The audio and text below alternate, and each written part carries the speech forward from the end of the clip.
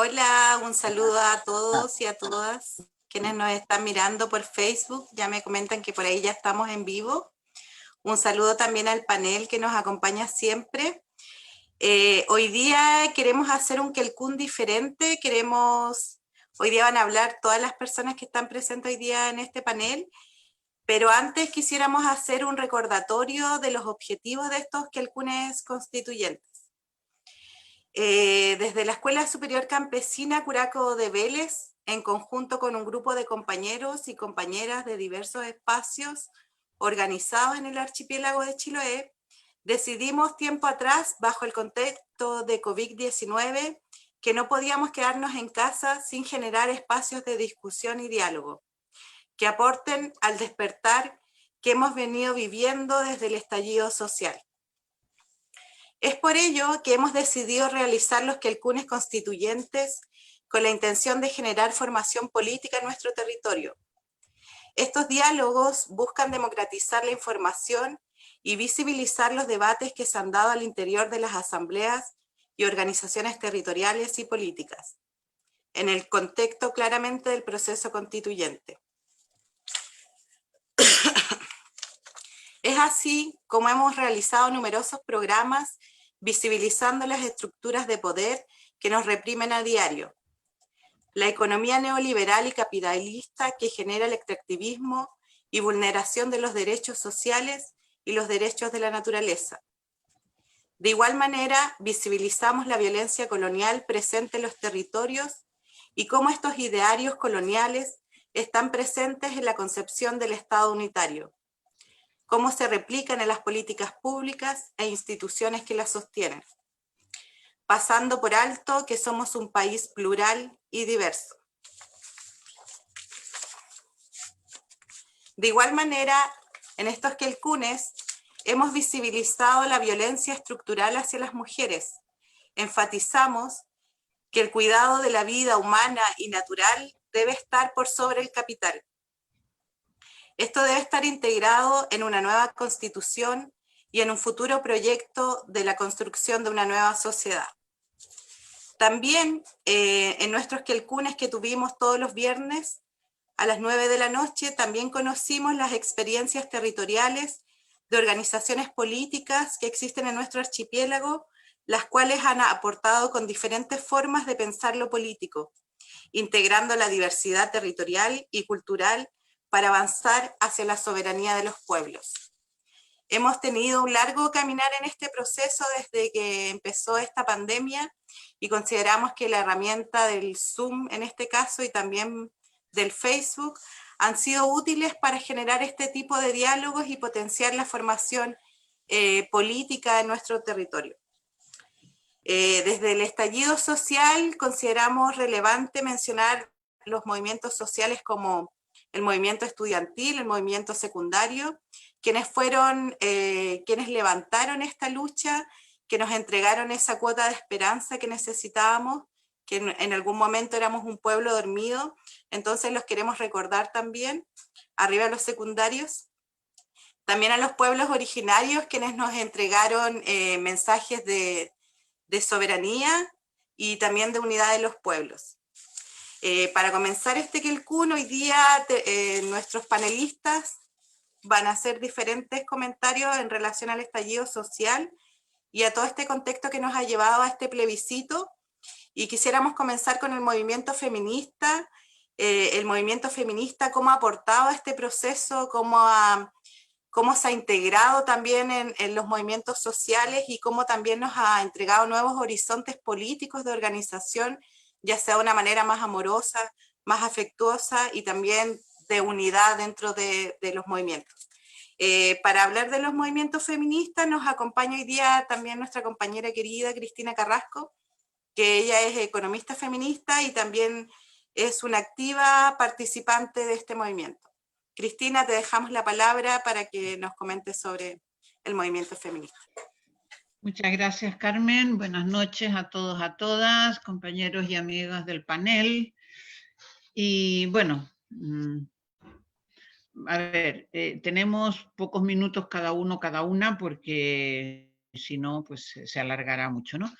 Entonces, a mí me gustaría comenzar con una brevísima mini historia, porque creo que la historia siempre cuenta, ¿no? Y hay que conocer la historia para saber lo que está pasando actualmente.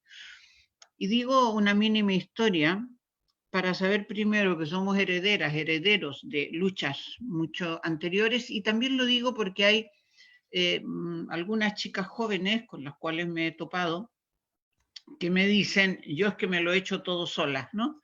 Dice, perdona, pero hay muchas mujeres en la historia que han dejado la sangre en el camino para que hoy tú y yo podamos estar aquí, ¿no? Y puedas estudiar, etcétera. Por tanto, creo que es bueno saber de la historia. Pero no hay tiempo, pero la historia comienza, pues seguramente yo diría, cuando llegaron los españoles, una parte, y antes a lo mejor también habría que estudiar. Pero quedémonos en la historia reciente. Yo creo que durante la dictadura, el movimiento feminista, las mujeres fueron muy valientes, ¿no? Porque ahí realmente salir a una manifestación te jugabas la vida, ¿no? Y ahí hubo en los años 82, 83, dos lemas que significaban la lucha que se estaba dando. Uno fue en la democracia en el país y en la casa, es decir, en el país es una cosa y en casa también, ¿no? O sea, la lucha capitalista y la lucha patriarcal. Y otro era Mujeres por la Vida, que era un claro enfrentamiento con la dictadura de Pinochet, ¿no? Cuando viene la transición, todo se ralentiza, se desmovilizan la mayoría de los movimientos sociales y quedan en manos de los partidos. Y aquí, pues ya sabemos lo que pasó durante, pues, 20 años, más o menos. Digo 20 porque a partir del 2010 ya comienza a sentirse alguna movilización, ¿no? Tenemos todas las movilizaciones concretas, que no voy a nombrarlas porque no tengo tiempo, pero sí, la del movimiento feminista a partir del 2010 ya hay un gran impulso, ¿no? Del movimiento feminista. A partir del 2015 ya empiezan las grandes manifestaciones, cada vez más. Recordemos el 2018 que hay el Mayo Feminista, donde se pone en cuestión, ¿no? Toda la violencia patriarcal, y esto, digamos, se generaliza por todos los territorios del país. Y después ya tenemos el 8 de marzo del 2020, donde hay manifestaciones multitudinarias en Santiago y las equivalentes en población a prácticamente todos los espacios de las ciudades y de los territorios de Chile, ¿no? ¿Cuáles fueron las luchas? Bueno, si vamos hasta los años 30, teníamos en primer lugar el derecho a voto. Claro, es que hoy votamos tranquilamente, ¿no? Pero es que fue hace 4 días que no teníamos derecho ni siquiera a voto, ¿no? Otra lucha importante ha sido y sigue siendo la despenalización del aborto, porque se ha conseguido algo, pero tampoco tanto. Han sido importantes todas las luchas contra la violencia tanto del abuso, tanto de la violación, tanto de los maltratos, etcétera, ¿no? Aquí yo creo que han habido algunos lemas muy buenos que han reflejado cuál era la rabia o lo que se estaba diciendo, ¿no? Por ejemplo, ni una menos. Por ejemplo, nos queremos vivas, claro, que nos estaban matando, ¿no? Por ejemplo, el machismo mata, es decir, es que morías literalmente, ¿no? Después entonces todo está, y después también la resistencia colectiva a la violencia estatal, ¿no? O sea, no es solo los hombres, sino el Estado también es un macho. Y por tanto, la violencia del Estado es brutal, contra todos y todas a lo mejor, pero muy específicamente contra las mujeres, ¿no? Y también estuvo toda la lucha por los derechos sexuales y reproductivos. Estas luchas de alguna manera continúan, hay momentos que se hacen más agudas unas que otras por determinadas situaciones, pero están presentes. Pero yo creo que en todo esto finalmente el movimiento feminista ya en los últimos años ya había asumido lemas que reflejan lo que se está asumiendo como la sostenibilidad de la vida, ¿no? Es decir, tenemos muchos problemas por ser mujeres, pero también por ser mujeres en un ámbito capitalista, racista, clasista, etcétera, ¿no? Y entonces ya decimos, vamos mucho más allá de la igualdad, porque la igualdad que se nombra tanto es imposible conseguir en este sistema, por definición del sistema, ¿no? Y por tanto, a lo que vamos es a otro mundo posible, distinto para hombres y mujeres, ¿no? ¿Qué hemos aprendido entonces del movimiento feminista? Yo creo, voy a nombrar 3 o 4 cosas. Yo creo que primero la universalización, es decir, cómo se ha logrado, ¿no?, que los movimientos feministas de todo el mundo mundial, por decirlo de alguna manera, hayamos fortalecido lazos importantes. Y si no, el ejemplo más claro es cómo se universalizó la canción de Un violador en tu camino, ¿no?, que se tradujo a 23 lenguas, es decir, hasta en los países árabes, en los parlamentos de los países árabes, se cantó en algún momento, con el riesgo que estaban corriendo aquellas mujeres, ¿no? En segundo lugar, yo creo que hay muchas formas de feminismo, o sea, sabemos que hay muchos feminismos, que hay unos feminismos de clase, de no clase, coloniales, decoloniales, etcétera, ¿no? Pero cuando son cosas importantes, hemos siempre logrado ponernos de acuerdo. No ponernos de acuerdo a lo mejor en lo ideológico o en los principios fundamentales que defiende cada una, pero sí, por ejemplo, la coordinadora 8 de marzo, pues es clave para organizar el 8 de marzo, es decir, llegamos a algún acuerdo, ¿no? Y esto me parece un ejemplo cara a la izquierda, por llamarlo de alguna manera, que normalmente divide en vez de juntar fuerzas, ¿no? Otro es la forma de funcionar. Yo creo que el movimiento feminista tenemos que aprender de él, de una forma de funcionar, de asambleas no verticales, no hay aquí jefas o secretarias generales, ¿no? Pero tampoco es aquello de que cada una haga lo que quiera, no. Estamos en una organización, hay una gestión colectiva, hay comisiones de trabajo, etcétera, ¿no? Pero no hay, y yo creo que nos ha favorecido en esto, que la sociedad tradicionalmente a las mujeres no nos ha dado poder, ¿no? Porque entonces, al no jugarnos ningún poder, que es un poco la forma de trabajar masculina a la lucha por el poder, el ego masculino, no tenemos esa lucha por el poder. Y eso ha favorecido muchísimo a que podamos estar, oye, ahora eres vocera tú, ahora soy yo, ahora la coordinadora, etc. No digo que no haya mujeres que no tengan ganas de poder y que haya mujeres que tengan ego. No digo a nivel individual que puede existir, pero como colectivo no ha funcionado así, ¿no? Y yo creo que esto es un aprendizaje importante, y no digo que sea el único colectivo que funciona así, eso tampoco lo he dicho, ¿no? Pero que es un aprendizaje importante, porque no es fácil, no, es complicado funcionar de esa manera, porque ¿cómo llegas a los acuerdos? Esto requiere mucho más tiempo, más energía, de seguir escuchándote, de abrir la mente, de decir, ponerte en el lugar de la otra, a ver qué me está diciendo, cómo la puedo entender, ¿no? Etcétera. Por tanto, yo creo que ese es otro aprendizaje.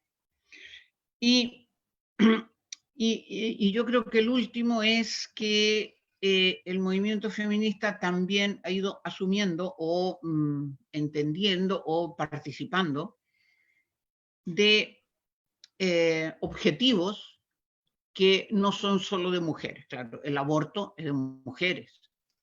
La violencia contra las mujeres, que no es la violencia doméstica, la violencia contra las mujeres es solo contra las mujeres, por razones específicas, ¿no? Pero después, cuando decimos la sostenibilidad de la vida y estamos por otro mundo, aquí conectamos con otros grupos, con otros movimientos, ¿no? Que estamos por lo mismo, que tenemos que ir debatiendo cómo le entendemos cada uno y ponernos de acuerdo. Pero a medida que ha pasado esto, yo creo que cada vez más el movimiento feminista ha sido, no sé cómo decirlo, como aceptado, como puntos de encuentro con otros movimientos sociales, ¿no? Y hemos creado muchas complicidades, ¿no? Y yo creo que esto también es muy importante para todo lo que se nos abre ahora por delante.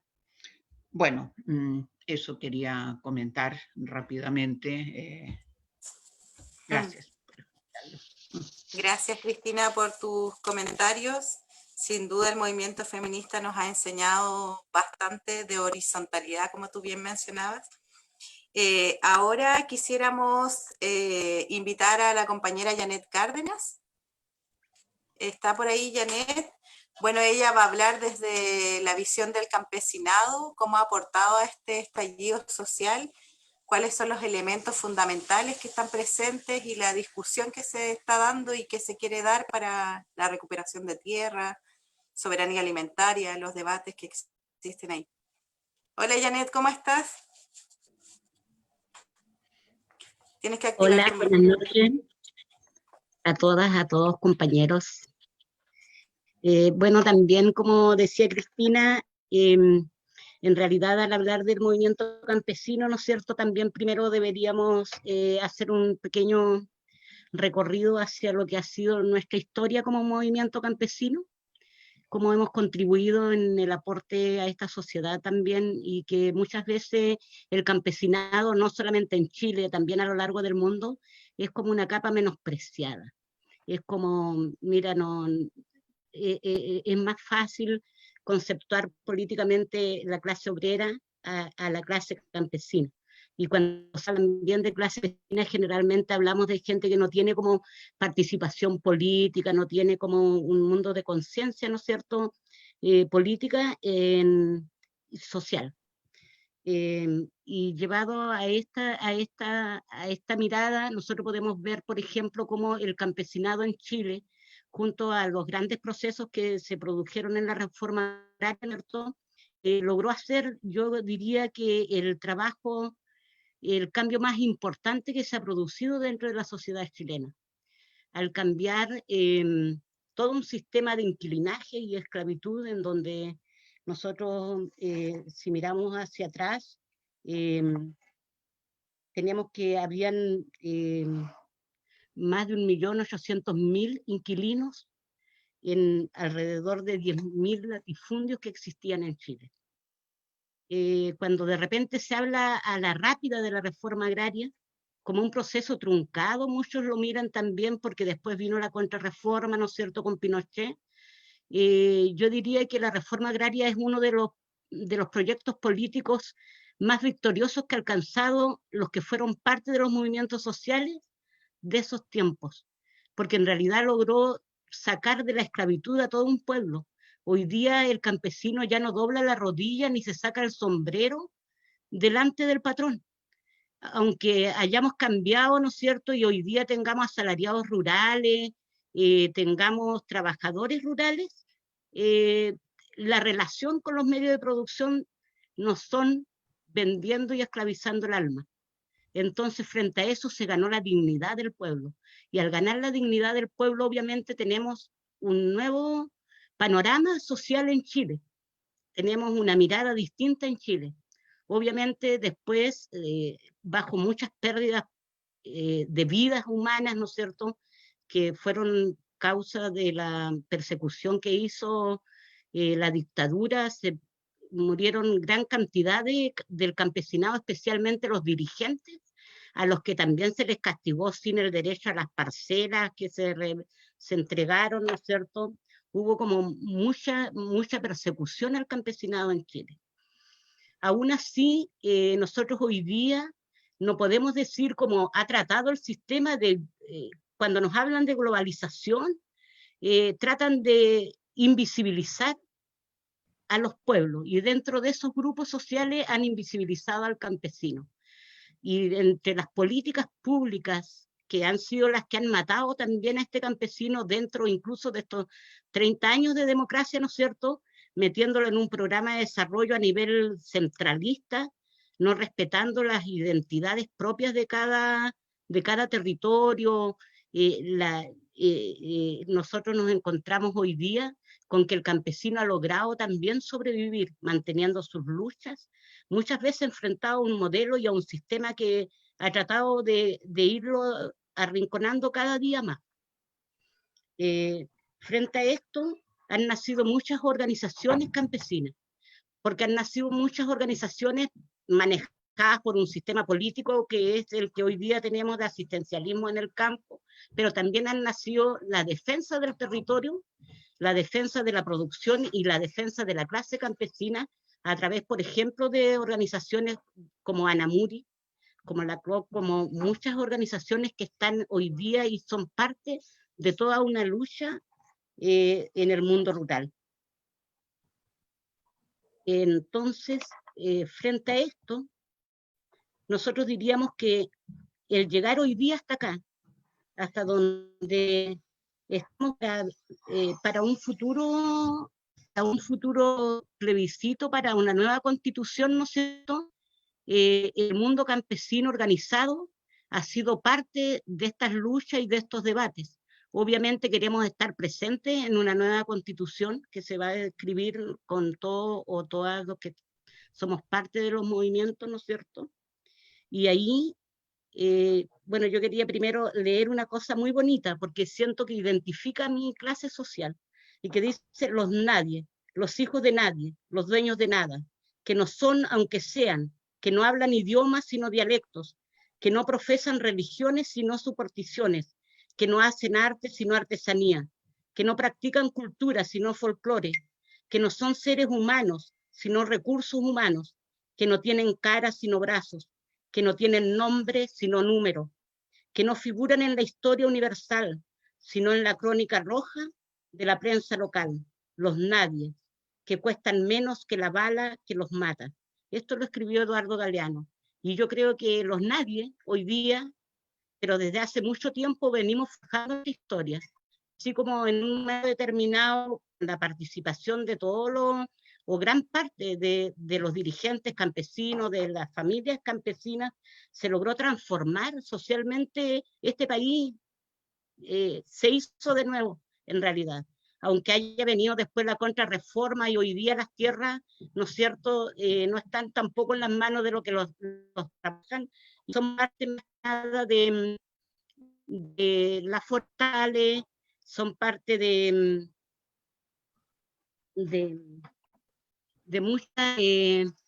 mucha agroindustria. Y frente a eso también nosotros tenemos una mirada muy distinta, en donde es necesario plantear nuevamente la economía campesina como un punto de desarrollo, pero de desarrollo y sustentabilidad de la vida y del planeta. Porque el campesino, aunque muchas veces lo han querido calificar como si es un microempresario, si es un emprendedor, el campesino tiene una mirada distinta. No está dentro del mundo capitalista, porque su relación con la tierra también no solamente hace producir la tierra, sino que ve cómo no dañar a la tierra. Tiene un respeto hacia ella. Y frente a esto,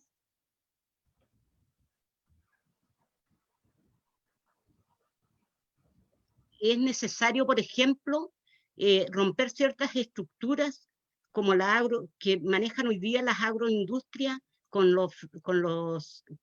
todo lo que son los herbicidas, plaguicidas, ¿no es cierto? Es necesario recuperar el agua, por ejemplo, entre las grandes peleas que nosotros tenemos que dar y que tenemos que defender dentro de una nueva constitución. Y dentro de eso hemos hablado mucho en esta asamblea, en estos cabildos que se han hecho, ¿no es cierto? Y se sacó un manifiesto del campesinado en Chile, que yo quisiera tomar aquí algunos puntos con los que nosotros queremos ser reivindicados y considerados dentro de la nueva constitución. El acceso a la tierra, tanto de los campesinos, los hijos de los campesinos, los jóvenes urbanos, que tienen la voluntad de trabajar en la producción familiar agroecológica, de modo de priorizar en el país la agricultura familiar campesina en todos los niveles. Porque es necesario la agricultura campesina. El monocultivo hoy día ha dañado terriblemente este país, daña la ecología, ¿no es cierto? Entonces la mirada del campesino de producir varias cosas dentro del territorio, creo que es una de las cosas que nos va a llevar a plantear una vida distinta. resolver el problema del acceso al agua, terminar con el monopolio del recurso.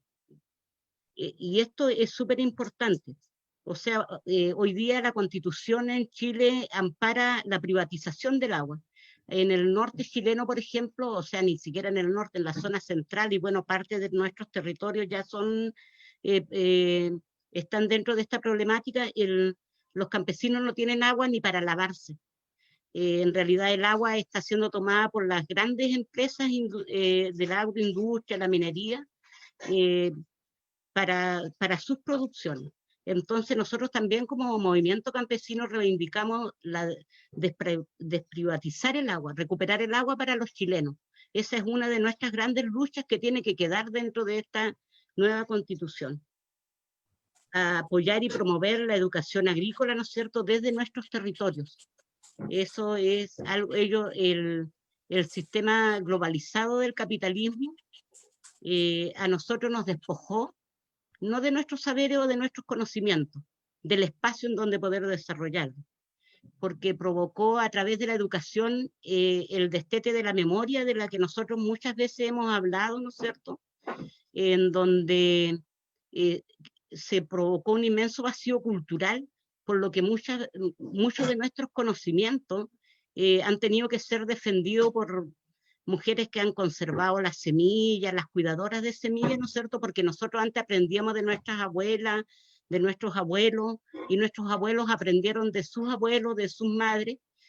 Bueno, esta educación de hoy día, al globalizarla para sacar al campesino del campo, hizo que nosotros perdiéramos muchas generaciones de saberes con nuestros conocimientos. Por eso hoy día una de nuestras luchas es que la educación se replantee hacia los territorios, que no tengamos que salir de nuestros territorios para poder lograrlo. Proteger las semillas tradicionales, fomentar y proteger la ganadería campesina, establecer políticas de fomento al turismo rural campesino, apoyo decidido y práctico a las organizaciones campesinas, en donde sean ellas, digamos, las que tengan que sumar a las políticas de desarrollo de este país. Eso más o menos es a grandes rasgos lo que yo tengo de lo que hemos logrado conversar del futuro del campesinado en Chile. Bueno, muchas gracias, Janet, por tu presentación. Sin duda, ambos movimientos que han sido presentados nos han entregado grandes aportes y también horizontes a las futuras luchas que tenemos que conquistar, como es la propiedad de la tierra y del agua y de los bienes que hoy en día son entendidos como recursos, pero esperamos en algún momento que sean bienes comunes. Ahora quisiera pasarle la palabra al compañero Cristian Ruiz. Él nos va a hablar de los derechos humanos en este proceso de estallido social, más bien de la vulneración de los derechos que hemos vivido y que han estado presentes. Cristian. Hola Carmen, hola también a todas, a todos del panel y a todos, todas y todos quienes nos estén acompañando virtualmente desde Facebook. Me parece que las dos presentaciones anteriores, o las dos palabras que me antecedieron, cumplen de cierta medida desde un análisis que compartimos desde el Quelcún Constituyente y que también la Escuela Superior Campesina, dentro de sus principios, de su lógica, ha podido desarrollar en el territorio como quizás ninguna otra organización, en torno a la eco y la interdependencia. Y en esa misma dinámica me parece importante también mostrar cómo no solo son estos conflictos estructurales del sistema, sino como los derechos humanos, que son los acuerdos mínimos que como sociedades en conjunto hemos tomado como acuerdo, aún así no han sido respetados. Obviando, ¿cierto?, las distintas violaciones sistemáticas que hay en el derecho humano en las mujeres, en el campesinado, en los grupos de opresión más directos, y solo pensando un poco en el conflicto que se genera desde el 18 de octubre en adelante, también desconociendo la vulneración de derechos humanos de los compañeros y compañeras mapuche, y de los distintos conflictos sociales que se han vivido en Chile. Quería dar algunos datos, ¿cierto?, de qué tan profunda fue la represión a las manifestaciones. que dice que alrededor de 11.380 personas fueron detenidas en el contexto de revuelta social. Estos son números sacados desde el INE, desde el INDH, por lo cual pueden ser corroborados. Así como hubieron más de 3.700 personas heridas, y de las cuales 280 y un poco más fueron niños, niñas y adolescentes.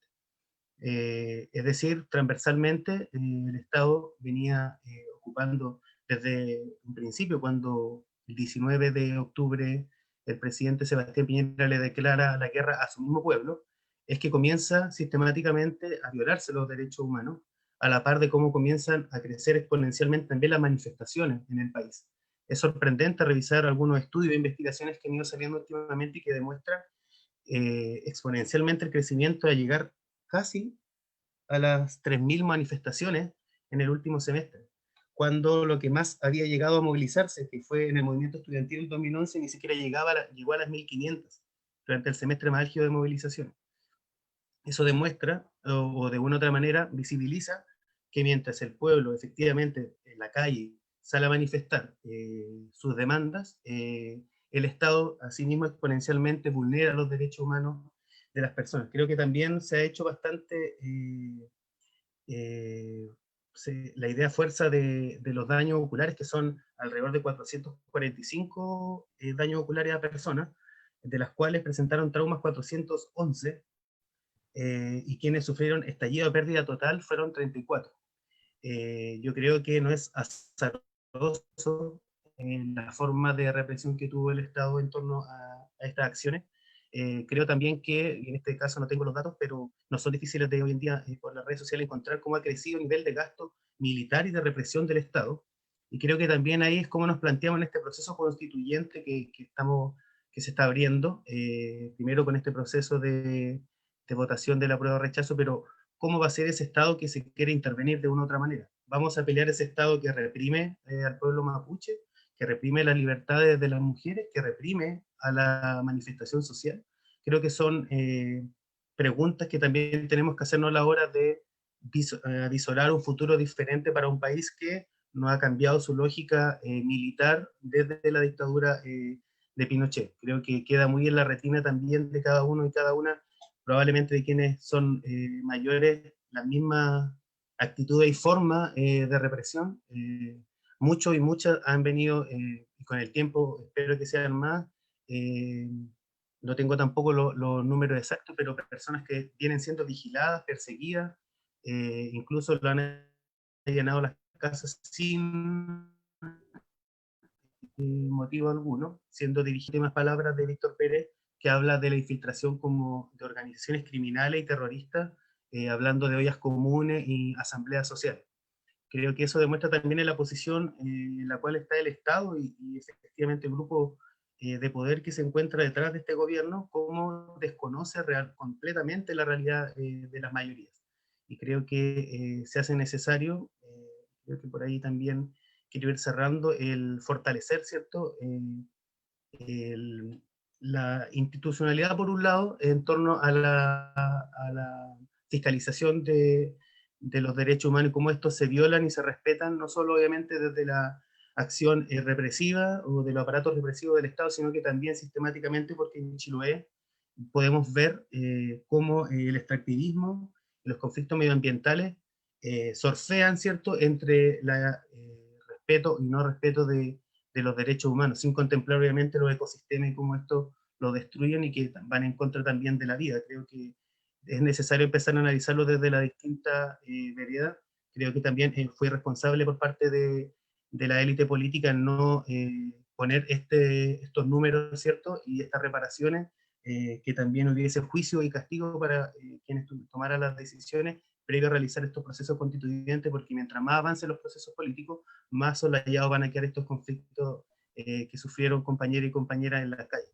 Creo que, y más aún cuando sabemos que la institucionalidad que defienden estos compañeros y compañeras no tienen la capacidad o la misma herramienta que puede llegar a tener el Estado, creo que se hace necesario plantearlo como una demanda bastante fuerte en todos los territorios, porque al parecer es una dinámica que el Estado, si no llega cambiar supuestamente en este proceso, va a seguir manteniendo al menos sostenidamente, esperemos que no vaya creciendo, en torno a la represión que viven las demandas sociales de distinto tipo. Creo que eso era importante de recalcarlo, así como también al principio Carmen nombraba a los secundarios y secundarias que fueron quienes dieron un puntapié inicial en este proceso.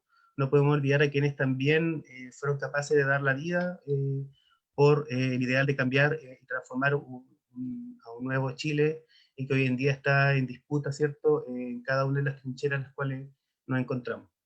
Así que eso, compañeras y compañeros, muchas gracias por su atención. Muchas gracias, Cristian. Me gusta mucho esa reflexión que siempre tú haces, de que los derechos humanos a veces no se pueden separar de otros derechos de la naturaleza, y ese tipo de análisis son interesantes. Bueno, ahora vienen todavía 3 intervenciones más. Me gustaría pedirle a los compañeros y compañeras que siguen de que traten de ver el reloj antes de comenzar la intervención, para que sepan más o menos en qué momento debiesen terminar. Entonces aprovecho también de darle un saludo al periódico Resumen de la 8ª Región, que también está transmitiendo esto en vivo. Siempre nos han estado apoyando los compañeros y compañeras de allá, así que muchas gracias. Y dejo con Diela Alarcón, que les va a hablar acerca de la promulgación de la ley 21.200 y la importancia o lo controversial o la importancia que ha tenido esto para el proceso que estamos viviendo de plebiscito.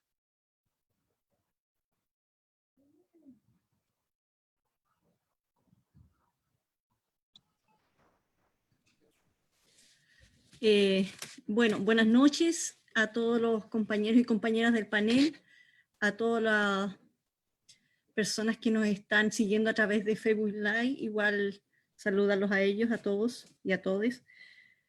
Bueno, en este momento a mí me toca un poco poner los pies sobre la tierra de lo que significa esta reforma constitucional que permite el plebiscito que se va a celebrar este día 25 de octubre, este domingo. Bueno, esta reforma constitucional lograda por todos los chilenos y chilenas que hemos estado en la calle desde el 18 de octubre en este país.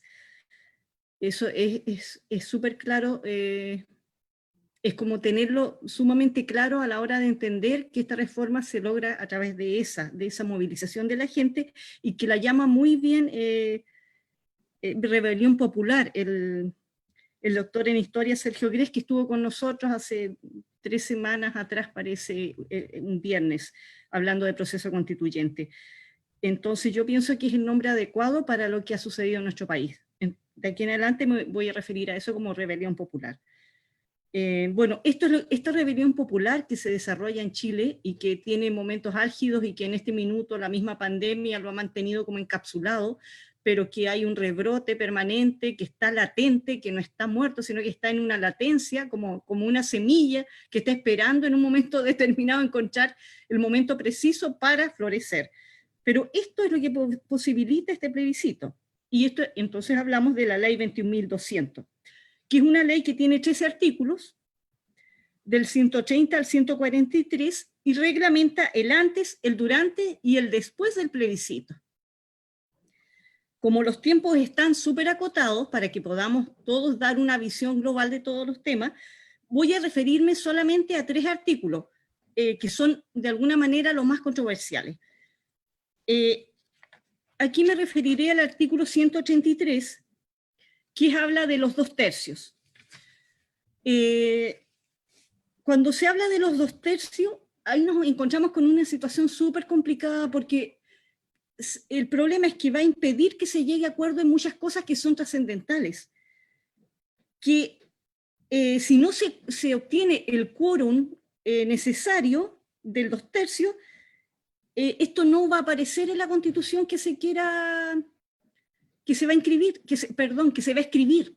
¿Por qué? Porque para llegar a tener un tema que aparezca en la Constitución, tiene que estar aprobada por este quórum de 2/3.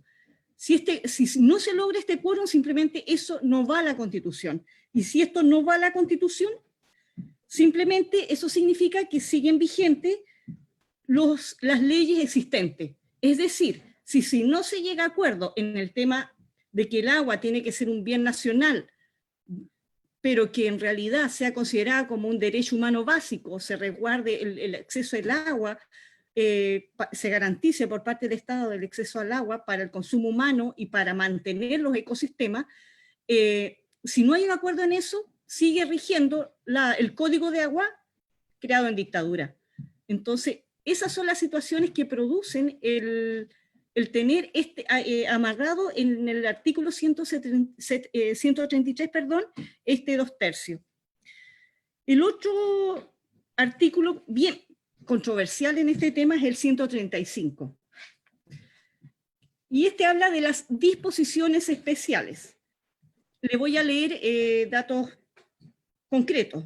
La Convención no podrá intervenir ni ejercer ninguna otra función o atribución de otros órganos de autoridad establecidos en esta Constitución o las leyes. Mientras no entre en vigencia la nueva Constitución, esta Constitución quedará plenamente vigente. Es decir, en el Estado de Chile van a haber legislando dos poderes. La Convención Constituyente, que llamémosla así ahora porque es lo que aparece en esta ley, la Convención Constituyente va a estar escribiendo leyes, es decir, creando una nueva Constitución, y paralelo a eso el Congreso va a estar legislando. Y legislando en base a la Constitución de la dictadura. Y nadie va a poder hacer nada porque ellos van a tener esa atribución que la consagra este artículo. Y de alguna manera ellos van a poder seguir legislando y se va a poder aprobar el TPP-11, que nosotros vimos en el Quelcún de la semana pasada, como Camila Montesinos de Anamuri nos comentó las graves implicancias que tiene este TPP-11 y cómo estamos a puertas si el Senado, la Cámara Alta, lo aprueba, nos encontramos con un tratado que no va a poder hacer nada, incluso si ganamos nosotros el plebiscito no lo podemos detener si el Senado lo aprueba. Así de graves. Entonces, eso hay que tenerlo claro. De alguna manera, este artículo, el 135, es el que blinda, digamos, y protege el modelo neoliberal, porque impide que se cambien cosas que son fundamentales, porque además le entrega el rango de constitucional a los tratados de libre comercio. Es muy controversial porque se habla de que en la última parte dice, el texto de la nueva Constitución que se someta a plebiscito deberá respetar el carácter de la República del Estado de Chile, su régimen, las sentencias judiciales y firmes y ejecutoriadas, y los tratados internacionales ratificados por Chile y que se encuentren vigentes. Hasta ahí llega. Y ellos excusan de que esto se hace para que los acuerdos de tratados de derechos humanos sean respetados. Pero sabemos nosotros que en este minuto, lo acaba de decir Cristian, todos los derechos humanos que han sido transgredidos durante el momento de las movilizaciones, como muchos territorios están todavía siendo producto de zonas de sacrificio, siendo que hay firmado tratados de que tenemos que vivir en un ambiente medio ambiente libre de contaminación. Entonces, de alguna manera, esto lo que hace es blindar a los tratados de libre comercio para entregarles el rango también de tratados firmados y ejecutoriados por Chile, entonces no se pueden modificar. Y eso significa que tratados de libre comercio, como los firmados con Estados Unidos sobre farmacología, que nos impide a nosotros producir nuestros propios medicamentos, no lo podemos modificar. Y esto significa y eso es lo que al final hace que nosotros no podemos producir nuestros propios medicamentos y tengamos medicamentos carísimos, gente que se muere porque no tiene acceso a los medicamentos. Y un ejemplo claro lo tenemos en Argentina, que no tiene este tratado, que produce sus medicamentos y que los medicamentos son mucho más baratos que en Chile. También hablamos del TLC de la minería y tantos tratados de libre comercio que en este minuto, producto de este artículo que le da ese rango, es lo que impide que se pueda modificar esto, a pesar de que es el pueblo soberano el que pide esta nueva constitución. Y para terminar, porque ya no me queda minutos, estoy fuera casi, es el artículo 136, que habla muy cortito, de los procedimientos. Y aquí es algo bien absurdo. Se supone que esta es una convención constitucional que en la práctica, voy a decirlo simplemente, debería ser una asamblea constituyente, pero el nombre que tenemos, es decir, lo que tenemos ahora es eso. Y ahí habla, en el artículo 136 habla de los procedimientos y habla que se podrá reclamar, conocerán esta reclamación 5 ministros de la Corte Suprema. Es decir, no es posible que la Corte Suprema, que está elegida por la Constitución antigua, por esa normativa, supervise a la Constitución que se está creando. Es absurdo. Entonces, lea los artículos con detalle, se nos acaba el tiempo, así que por favor lea, son pocos artículos y es muy importante para saber que en la práctica está amarrado nuevamente el proceso. Y nos toca desamarrar el proceso, simplemente. Harta tarea para adelante. Muchas gracias. Muchas gracias, Diela. Nos quedamos entonces ahí con la tarea para la casa de tener que revisar esos artículos que tú mencionas de esta ley, la ley 21.200, se lo recordamos a quienes lo están escuchando. Y justamente las tareas para la casa, más allá de leer, también tienen que ver con el accionar.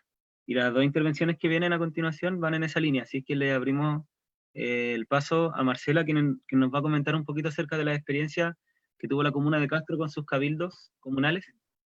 Y bueno, después le mencionaré la que viene después. Vámonos más, Marcela. Ya, gracias. Voy a tratar de ser bien cortita. Si me alargo me dicen, no importa, no me enojo.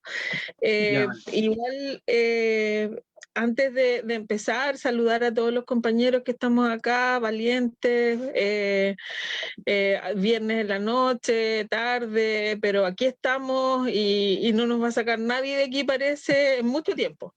Así que acostúmbrense nomás. Decir también que en relación a lo que dijo Cristina, mucho de lo que está sucediendo ahora tiene que ver con la porfía de mujeres que nunca dejaron de manifestarse, no importa lo que estuviera pasando, y el 8 de marzo y el 25 de noviembre, y buscando siempre visibilizar los conflictos por los que estábamos pasando y también conectarlos con todo lo demás.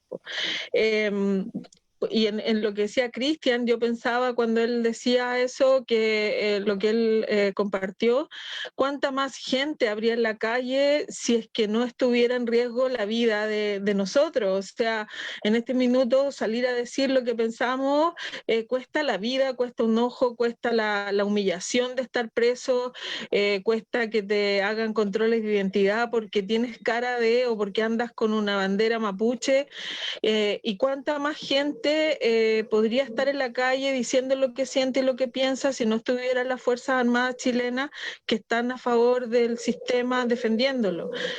Y después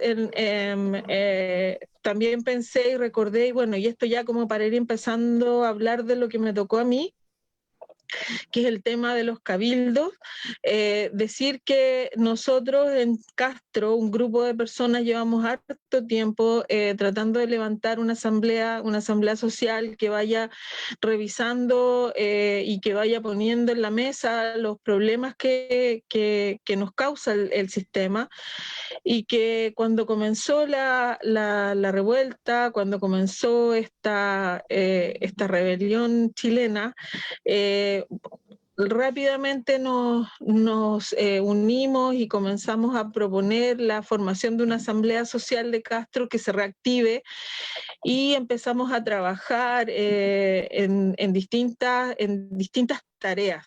Y una de esas tareas le tocó a un grupo de compañeros que se dedicó a la elaboración, a la implementación de cabildos. Y luego a la sistematización de estos cabildos que están en un documento que también en algún momento podemos compartir, una pega súper grande. Yo estaba en otra comisión, pero igual compartir alguien está con el micrófono abierto. Y bueno, el producto de esa sistematización, quiero, bueno, muy brevemente contar de qué se trató, pero no sin antes decir que veníamos como aviones antes del 15 de noviembre, cuando apareció este famoso acuerdo por la paz que nos dividió, nos hizo mal, a muchos los desmovilizó, mucha gente se sintió muy deprimida, muchos luchadores, mucha gente que venía con todas las ganas de hacer algo, se fue para la casa, porque sintió que ya era más de lo mismo y que hasta aquí no iba a pasar nada. Por suerte han ido volviendo. Entonces, pero decir eso, que también ese acuerdo por la paz, del cual nació la ley 21.200, que fue escrita por un grupo de lobistas de las empresas, hay un reportaje de CIPER que muestra quiénes fueron quienes redactaron esa ley, que igual es súper interesante leer. Que nos frenó, fue un freno ese 15 de noviembre, ese acuerdo por la paz, una división, desaparecieron movimientos que venían armándose para enfrentar al sistema, pero ahí quedó. En todo caso, contarles que en Castro hubo esta instancia de los cabildos, donde se realizaron 11 cabildos ciudadanos en la idea de la iniciativa que propuso la Coordinadora Unidad Social. En estos 11 cabildos participaron 339 personas, 190 mujeres y 149 hombres. Y en estos cabildos se aplicó la metodología que se propuso desde Unidad Social, en la que se le hacían preguntas a grupos y que ellos iban poniendo la respuesta y ahí había un moderadora que iba sistematizando estas respuestas, y todas estas respuestas de estas preguntas se pusieron en este documento del cual les hablo, que está muy ordenadito y que los invito a leer, y no sé si lo podemos compartir desde alguna plataforma para que para que se vea. Y dentro de todo lo que a mí lo que más me interesa decir, estamos hablando, esta sistematización fue en diciembre, pero los cabildos se hicieron entre octubre y noviembre. Y dentro de los temas más importantes, y con esto quiero terminar, o quizás antes, decir que se realizaron estos cabildos no solo en Castro, también se realizaron en sectores rurales como Quilquico, como La Estancia, también en Nercón, aparte de en Quehue también se realizó un cabildo, y en estos cabildos, como les decía, se preguntaba por qué Chile despertó, o sea, eran unas preguntas tipo que se sugirieron para realizar en todo Chile, por qué Chile despertó, qué reivindicamos hoy y qué necesitamos, perdón, se me perdió, por aquí voy, para cambiar las cosas. Dentro de todos los temas que las categorías o los temas que se presentaron, está el salario, la salud, el derecho a la cultura, la educación, la vivienda, el trabajo, la vida en comunidad, derechos sexuales y reproductivos, democracia, participación, movimiento social, juventud movilizada, medios de comunicación, modelo neoliberal, derechos humanos y la Constitución. En los cabildos que se realizaron en Castro, en los 11 cabildos, lo que se dice en relación a la Constitución es que se plantea la necesidad de una nueva Constitución política de la República por medio de una asamblea constituyente.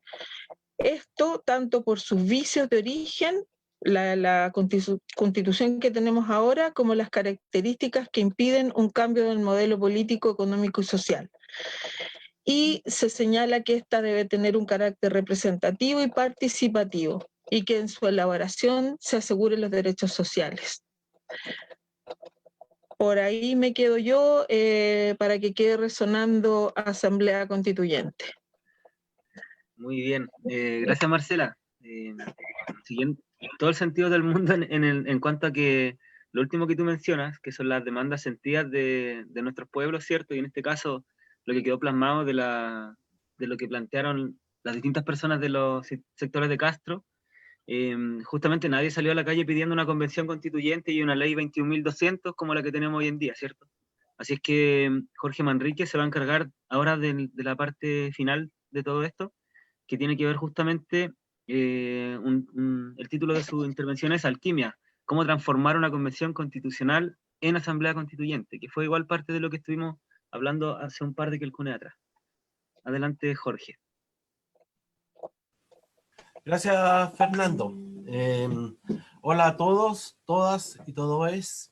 Antes de iniciar, quiero poner en relevancia la función que ha cumplido la Escuela Campesina en este espacio, que nos ha permitido, o por lo menos a mí, esencialmente, formarme, aprender, y que creo que ese era el fin de este Kelkun.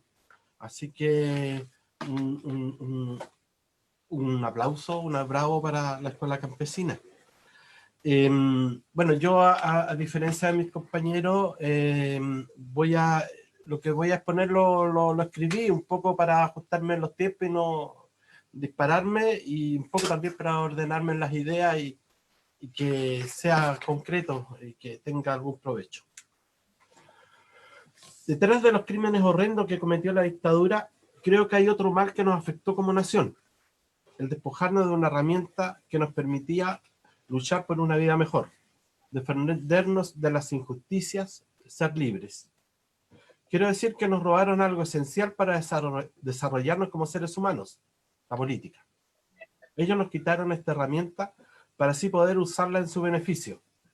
Nos dijeron que era mala, que era dura, que era sucia. Nosotros les creímos y nos fuimos a casa. Mientras ellos privatizaban cuanto bien público podían y su constitución fraudulenta se los permitía. Es así como la educación, la salud, el agua, la energía, nuestras pensiones, nuestros bienes naturales cayeron en sus garras. Mientras dormíamos, un extractivismo salvaje se extendió a lo largo de todo el país. La minería, las forestales, la agroindustria de que hablaba Janet, la salmonicultura, la pesca. Todo esto y más cayó como una pesada noche oscura sobre nuestra larga y angosta faja de tierra, trayendo pobreza, enfermedades, tanto a personas como al medio natural. Sumado a todo esto, el sistema permitía colusiones, cohechos, robos institucionales, corrupción de autoridades y un largo etcétera. Y cuando comenzamos a despertar, nos reprimían y nos asesinaban. La política, ese artilugio que nos permite leer la realidad. Pepe Mujica hace poquito nos decía bellamente que la política es la lucha por la felicidad humana. Y aún así, hay muchos que creen que eso que nos robaron es un trasto sucio, algo denigrante, y por lo tanto lo abandonamos. Y yo les pregunto, ¿ustedes creen que los carpinteros van a dejar de usar el martillo solo por el hecho de que un psicópata lo usó para golpear a alguien? Que la política sea usada por algunos para beneficio propio no quiere decir que esta no sea una antorcha para ver el mundo y que lo ocupemos para luchar por la felicidad de nuestros pueblos. La política es solo una herramienta, como el serrucho y el martillo. Podemos usarlo para dañar y destruir, o para construir entre todos una casa, una enorme y hermosa casa donde quepamos todos. Por lo tanto digo, esta es la primera pócima que transmutamos, esta es la primera pócima para transmutar una convención constitucional en una asamblea constituyente. Informémonos, leamos, discutamos, dialoguemos, soñemos con ese Chile que queremos. El 18 de octubre del año pasado Chile despertó. Mire, salimos a las calles, inventamos consignas, con una brocha y un trozo de cartón expresamos nuestra rabia y descontento. Bailamos, nos encontramos y logramos lo que en años anteriores parecía imposible: echar abajo la constitución del dictador. Pero la casta política, apertrechada y asustada en su reducto, hizo lo que sabe bien hacer: construyó una trampa en la cual algunos cayeron, otros se fueron y miles nos creímos, y miles no les creímos y seguimos luchando. Pero vino la pandemia y la clase gobernante usó esto para desmovilizarnos. Sin embargo, aquí estamos nuevamente, cuidándonos, cuidando la vida. Volvimos a las calles, espacios donde a lo largo de la historia hemos logrado tanto: el voto de las mujeres, el voto de los analfabetos, y últimamente se han parado proyectos extractivistas, se lograron las 8 horas de trabajo, la eliminación del trabajo infantil y tantos otros más. Tenemos que seguir en la calle manifestándonos, y estar movilizados no significa solo marchar. También que hay que organizar cabildos donde discutamos cómo soñamos nuestro país, nuestro Chiloé, y con esos diálogos elaborar documentos que lleven los delegados constituyentes que nosotros elijamos y que vayan mandatados con estos acuerdos a discutirlo en la constituyente. Hay que organizarse, hay que empoderarse para correr el cerco lo más posible y lograr una verdadera asamblea constituyente, que sea libre, soberana, pluricultural, en definitiva, democrática. Siento que podemos hacerlo. Es verdad que la historia nos dice que hemos tenido muchos fracasos, pero también es cierto que se han logrado grandes victorias. Hay que ir con todo, si no, ¿para qué? Esta es la otra pócima que nos permitirá la alquimia de transformar una convención constitucional en una asamblea constituyente. La lucha nunca debe parar. Se dice que la lucha es como una espiral. Se sabe dónde empieza, pero no dónde termina. Aún tenemos esperanza. Esa palabra se ha convertido en un arma que nos permite mantenernos en pie y con energía para seguir adelante. Fito Páez, en una de sus canciones, nos dice: no será tan fácil. Yo sé qué pasa. No será tan simple como pensaba, como abrir el pecho y sacar el alma. Una cuchillada del amor. ¿Quién dijo que todo está perdido? Yo vengo a ofrecer mi corazón. Tanta sangre que se llevó el río. Nosotros venimos a ofrecer nuestros corazones. Gracias. Muchas gracias, Jorge. Está muy bueno el escrito, me gustó bastante. Eso lo escribiste tú, ¿cierto? Sí, sí, sí. Buena. Sí. Felicitaciones. Sí, gracias, gracias. Gracias a ti. Bueno, esa habría sido la última intervención de esta como línea que se generó. Habían un par de preguntas en el Facebook, que si bien una la respondió Janet por escrito, creo que es importante retomarla aquí. A ver, voy a tratar de leerla lo más fluido posible. La preguntó Juan, ¿era Juan o no? Disculpen. Sí, Juan Curumilla. Me escribe: ¿bajo qué proceso se establecería que las tierras que son las más numerosas están en manos de unos cuantos y cultivan lo que sea, secando y dejando sin agua poblados que terminan desapareciendo? ¿Cómo desprivatizamos el agua y las tierras? Claro, tiene que ver con la desprivatización del agua, expropiaciones, etc. Así que, Janet, no sé si quieres compartir porque esto también queda grabado en audio, entonces si es que tú respondiste en el Facebook, pero quienes lo escuchen después no lo van a poder conocer tu respuesta. Así que esa pregunta es para Janet. O para quien quiera tomarla igual. Creo que por eso es tan importante las organizaciones que tienen que seguir defendiendo en la calle, ¿no es cierto?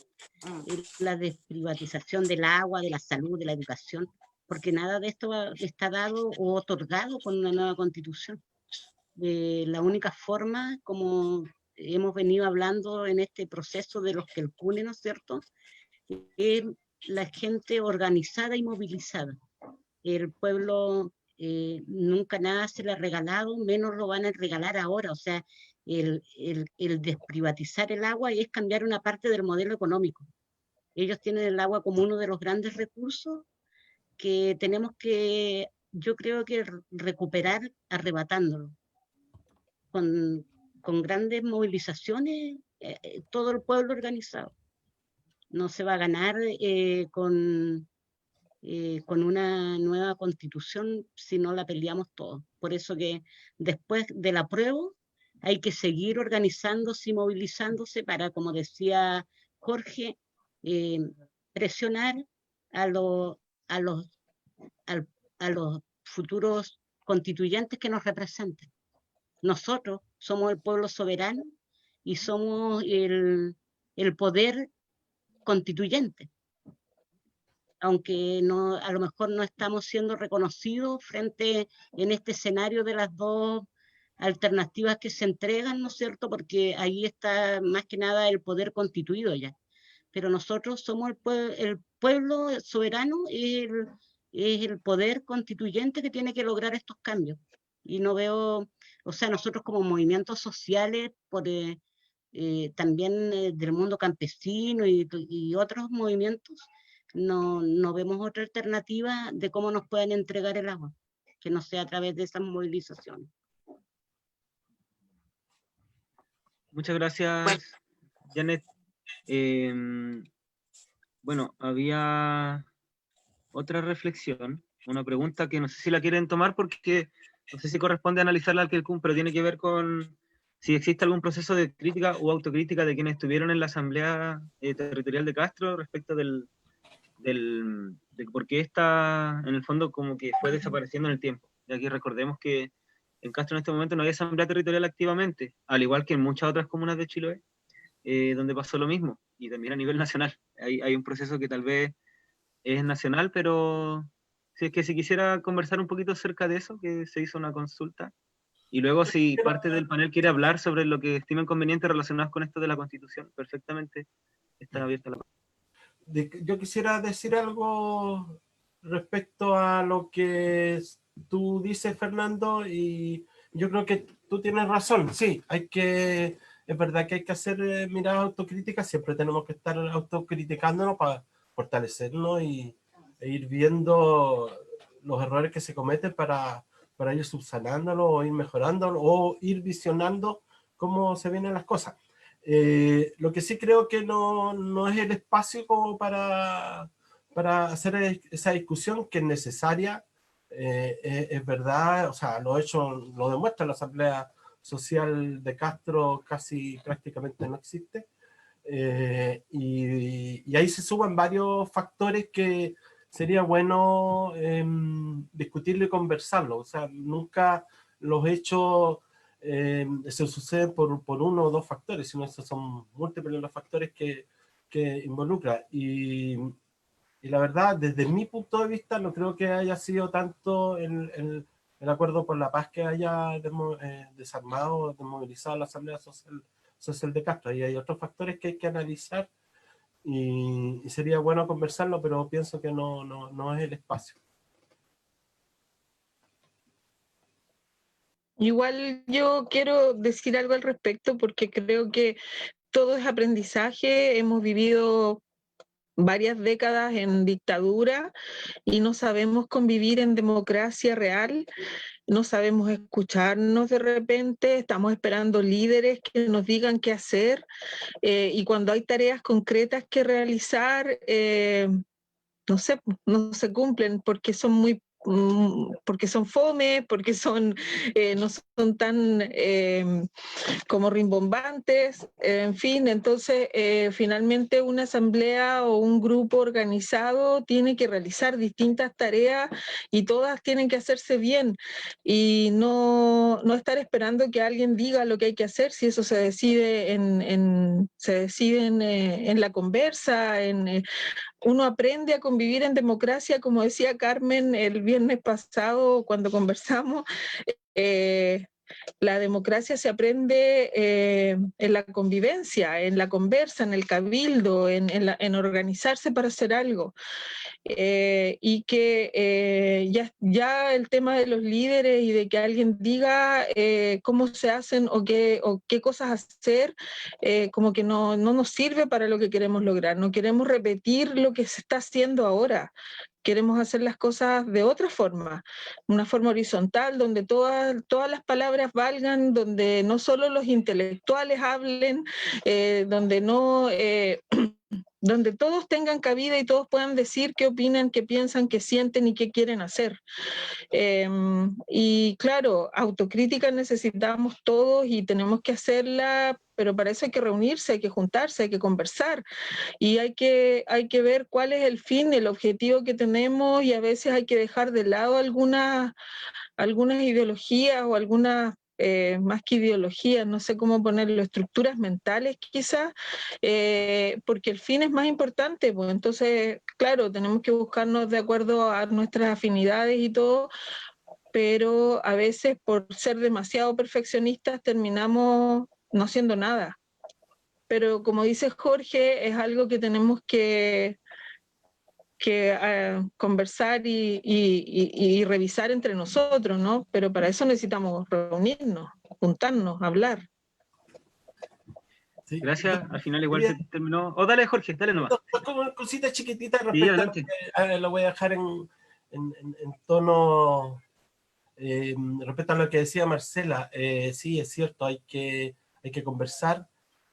Los zapatistas dicen, caminando nos preguntamos, y hay que ir al pasito del más lento. Eso quería decir. Muchas gracias. Y de hecho quiero citar a nuestro compañero Cristian Ruiz. No, o sea, no sé si él habrá sacado esta cita de otro lado, pero el otro día vi en sus redes sociales una frase muy atingente a esto. O sea, un pequeño escrito. Dice: es nuestra convicción y nuestra práctica que para rebelarse y luchar no son necesarios ni líderes ni caudillos, ni mesías ni salvadores. Para luchar solo se necesitan un poco de vergüenza, un tanto de dignidad y mucha organización. Yo le agregaría también a eso algo que pusieron en Facebook, que alguien escribió, Juan Curumilla también, que está siguiendo atentamente, puso, o no sé si fue él, pero bueno, pusieron que también es necesaria la unidad. Y justamente yo destaco la importancia de la unidad en este proceso, porque al menos en la asamblea territorial en la que yo he participado, vivimos experiencias similares. O sea, hay que reconocer que Chiloé, al ser un lugar que no tiene un proceso de educación superior tan extendido en el tiempo, es común que, por ejemplo, la organización social territorial no se haya permeado, como en otros lugares del continente, con estudiantes, ¿verdad? Porque es algo normal que ha ocurrido en los procesos históricos de movilización de muchos países del mundo, que la juventud y los sectores estudiantiles permean ideológicamente, etcétera, las movilizaciones y las organizaciones. Acá en Chiloé no había universidad, entonces se da mucho de que se generó también un choque, digamos, no un conflicto, sino que no sé cómo llamarlo, un engranaje entre distintas experiencias políticas de quienes venían del continente, ya sea porque habíamos, como en mi caso, estudiado fuera, ¿cierto? O bien venían a habitar este territorio desde el continente, con otras experiencias políticas, tratando de coexistir con habitantes del territorio que no contaban con esa experiencia. Y en algunos casos eso pudo haber generado conflictos, pero en otros casos, y en base a la unidad, esto enriqueció mucho la asamblea. Por lo menos nosotros en Chonchi eso fue, yo creo, lo que nosotros primamos en todo momento, la unidad. Tratamos de evitar las diferencias como acérrimas, ya que no entendemos que en una comuna como Chonchi, que no habíamos tenido este tipo de experiencias anteriores, era más importante que siguiéramos existiendo, levantar un referente territorial, a pesar de nuestras diferencias. Entonces, simplemente quería destacar eso. Todo este proceso fue complejo, no solamente por este engranaje de experiencias políticas, sino también por el engranaje de generaciones distintas. Y aquí estamos y tenemos que seguir porque la tarea es mucho más larga que simplemente ir a votar el día de pasado mañana. Tenemos claro que esto tenemos que seguirlo desarrollando para que podamos alcanzar una asamblea constituyente que sea soberana, plurinacional y con todas las características, ¿cierto?, que nosotros hemos definido en nuestros cabildos y en nuestras asambleas territoriales. Eso. Me parece que en internet no hay más intervenciones o preguntas. Un saludo mandan, lo voy a leer. Literal, bueno, se reforzó por otra parte de otra compañera la unidad. Un compañero de Castro, Enrique Soto, escribe: saludo a los compañeros y compañeras que siguen luchando, esos son los imprescindibles. Nos veremos en la unión organizacional tan necesaria para nuestro pueblo de múltiples organizaciones que deben avanzar hacia la concreción de nuestras justas demandas chilhueñas. Eso. Si alguien más quisiera ahora hablar, ya está abierta la palabra para el panel, de retomar el tema que estimen necesario. Yo me voy a callar un rato porque ya hablé mucho.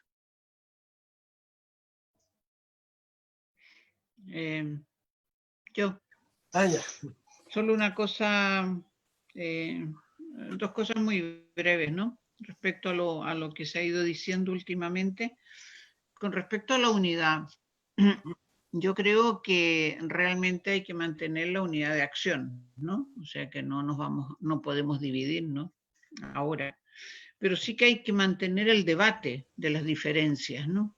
Es decir, me parece importante que si tenemos diferencia, lo que yo decía del movimiento feminista, pero que se da en cualquier asamblea, en cualquier lugar, si tenemos diferencia, que no son seguramente respecto al objetivo que queremos, pero esas diferencias es importante debatirlas con mentalidad abierta, de escucharnos, de ponerte en el puesto del otro, de la otra, entender por qué lo está diciendo, y yo creo que eso significa un aprendizaje común, ¿no? Y por tanto, y no es fácil, o sea, este diálogo, ¿no?, que se le llama a veces ecología de los saberes, yo creo que no es fácil, porque todos creemos que tenemos la verdad, ¿no? Entonces nos cuesta escuchar, nos cuesta un diálogo de verdad, no es fácil, pero yo creo que es un aprendizaje importante porque aprendemos todos y todas entre todos, ¿no?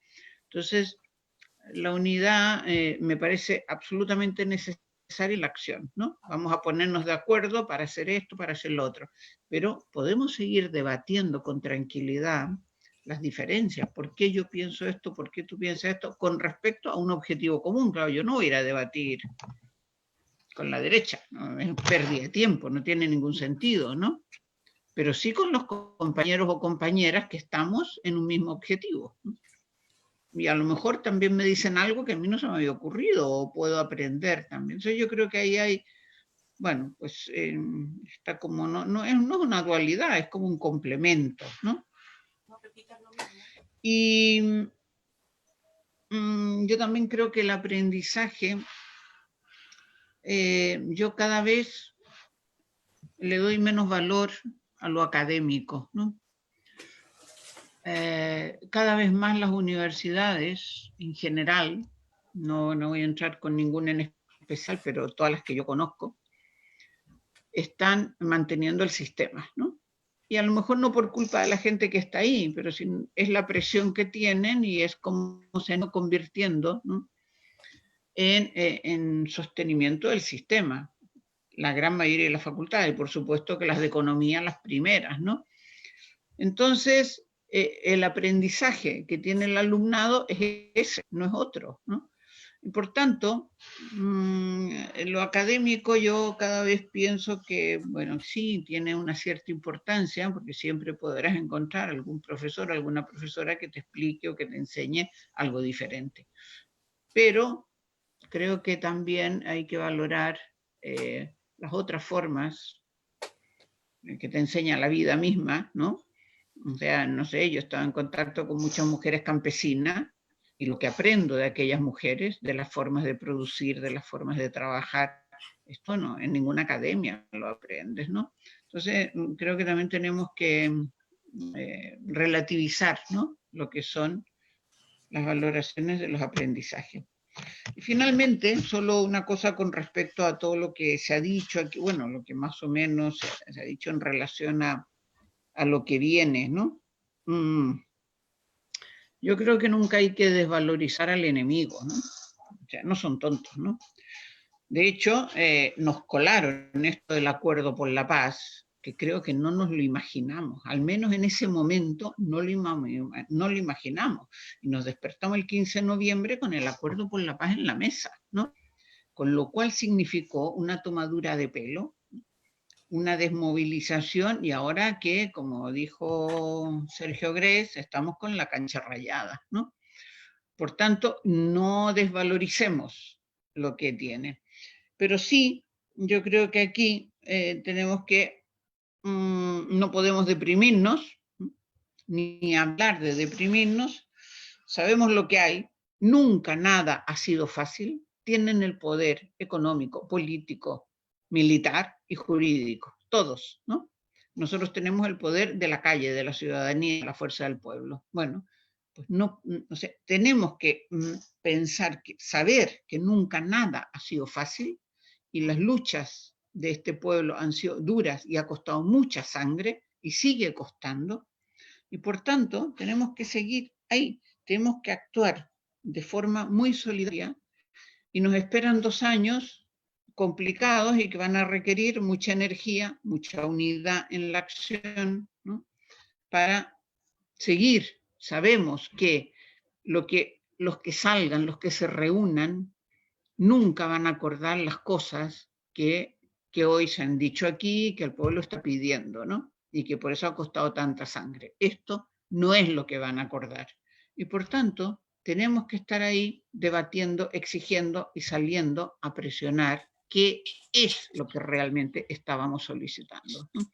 Y por tanto, yo creo que tenemos que mentalizarnos bien de las energías que vamos a requerir los próximos 2 años para seguir en los debates, en las discusiones, saber siendo solidarios, saber manteniendo la unidad y manteniendo también la calle, ¿no? O sea, el complejo que nos espera por delante.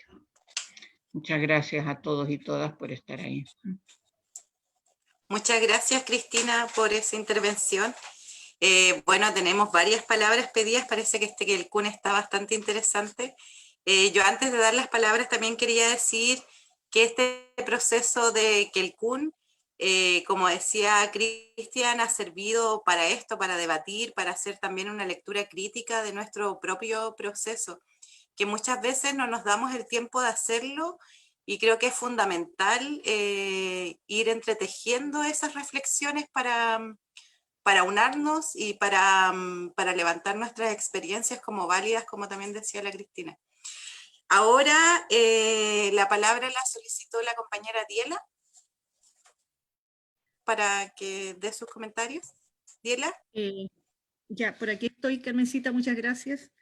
Mira, más que nada quiero contarles un poco a los que están acompañándonos durante todos estos viernes, ya varios meses, y hacer un recuerdo que esto es que el CUN constituyente, bueno, que propiciados por la Escuela Superior Campesina de Curacó de Vélez, reúne, somos personas que estamos en distintos lugares. Para que tengan claridad, nosotros estamos en Castro, en Curacó de Vélez, en Chonchi, en la isla de Quinchao, en San Javier, en Ancud, y en Ancud incluso hay personas en la zona rural, en Cabeza de Vaca.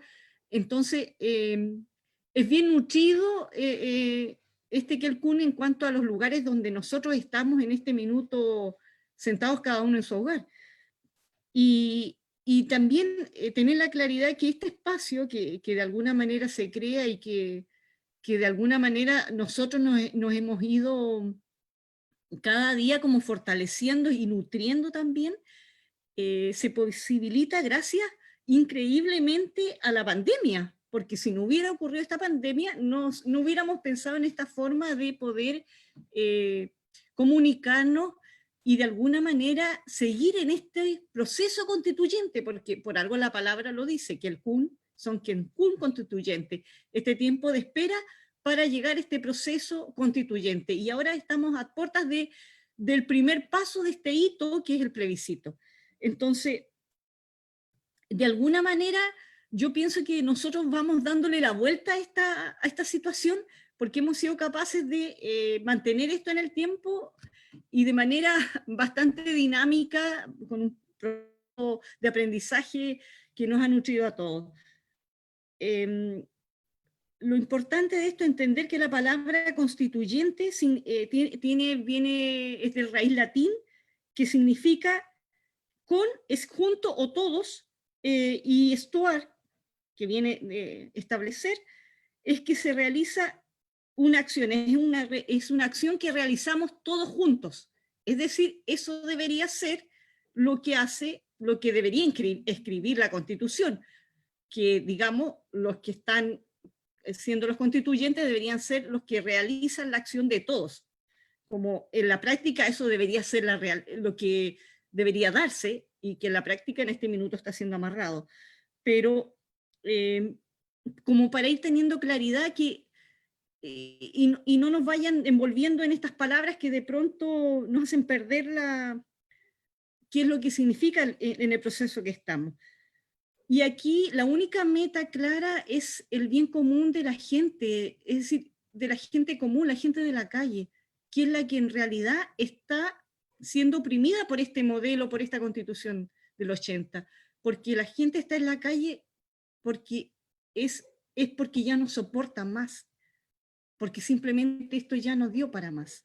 Entonces, yo pienso que lo único que nos queda ahora, nos queda en este minuto, es la tolerancia y el respeto.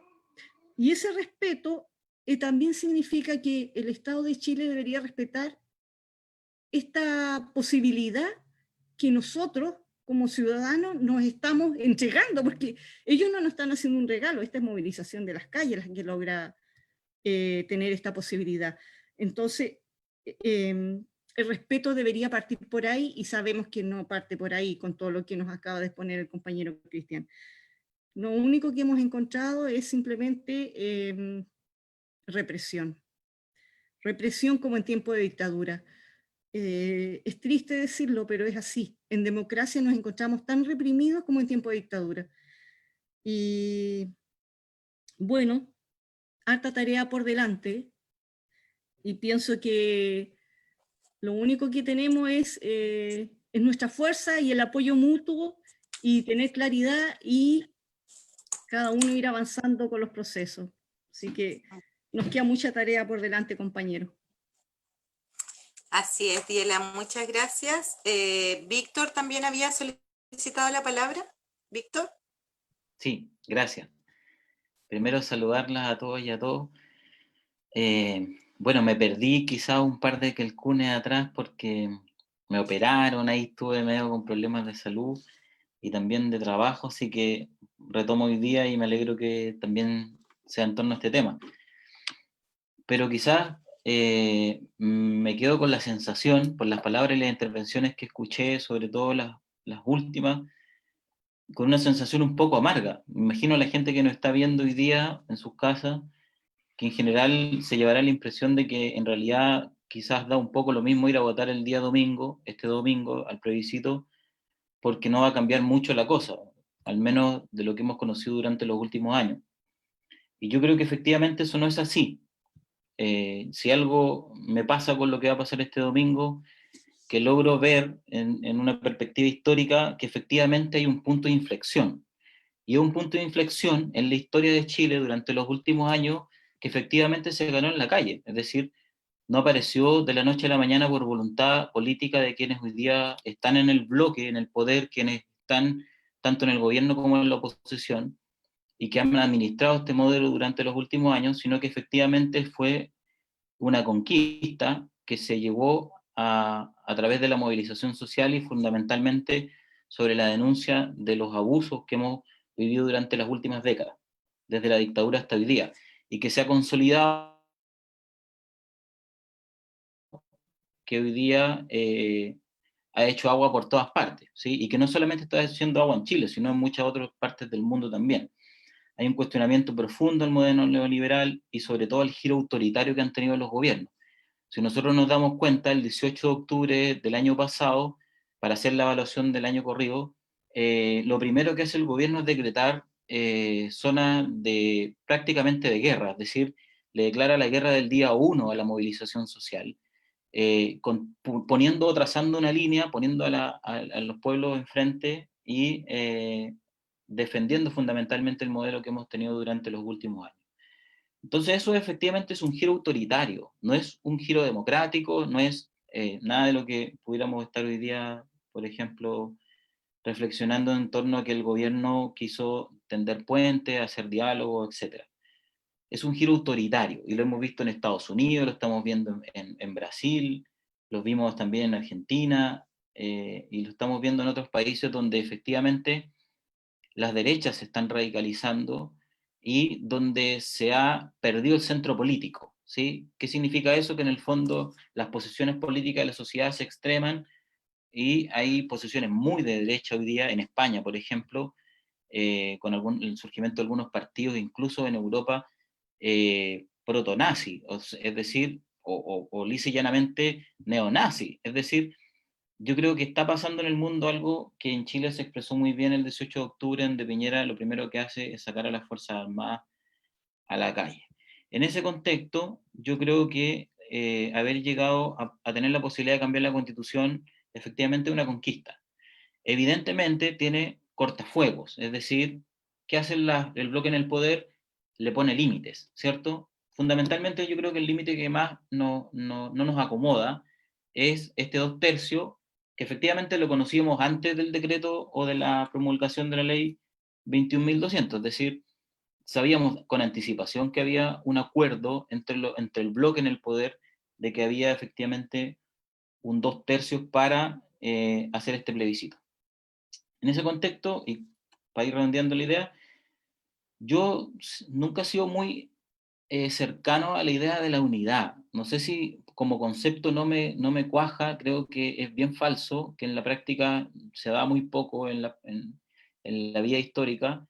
Más bien siempre he pensado en la idea de articulación. Es decir, no necesariamente tenemos que llegar a la unidad de criterios, de pensamiento, de ideología, a lo mejor vamos a seguir pensando eternamente diferente, pero sí es necesario articularse, ¿sí?